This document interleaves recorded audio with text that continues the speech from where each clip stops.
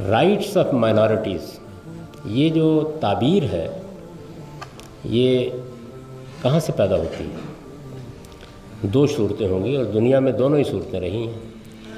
ایک صورت یہ ہے کہ آپ نے کسی علاقے کو فتح کر لیا، اپنی سلطنت وہاں قائم کر لی۔ آپ جانتے ہیں کہ اس صدی، پچھلی صدی کے وسط تک دنیا میں فتوحات کا ہی دور تھا، کبھی ساسانی سلطنت، کبھی رومی سلطنت، فتح کر لیا۔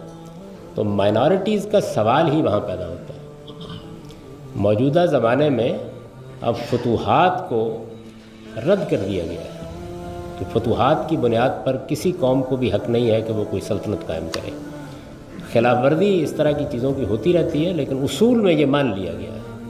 تو جو ریاستیں اس وقت قائم ہیں وہ قومی ریاستیں، نیشن سٹیٹس ہیں، اور نیشن سٹیٹ کا اصول یہ ہے کہ اس میں سب کے حقوق بالکل برابر ہوتے ہیں۔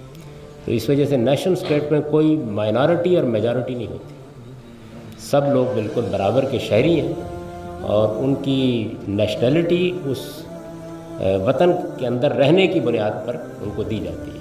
چنانچہ آپ دیکھیں کہ پاکستان جب بنا تو پاکستان بننے کے اگلے دن وہاں کا بدھ، وہاں کا ہندو، وہاں کا مسیحی اور خود ہم پاکستانی تھے، تو گویا پاکستانی قومیت کی بنیاد پر ایک نیشن سٹیٹ بن گئی۔ تو قومی ریاست میں کوئی مائنارٹی اور میجارٹی نہیں ہوتی، صرف یہ اصول ہوتا ہے کہ اب حکومت کرنی ہے کسی کو تو حکومت میجارٹی کی ہو، اس کے سوا کچھ نہیں۔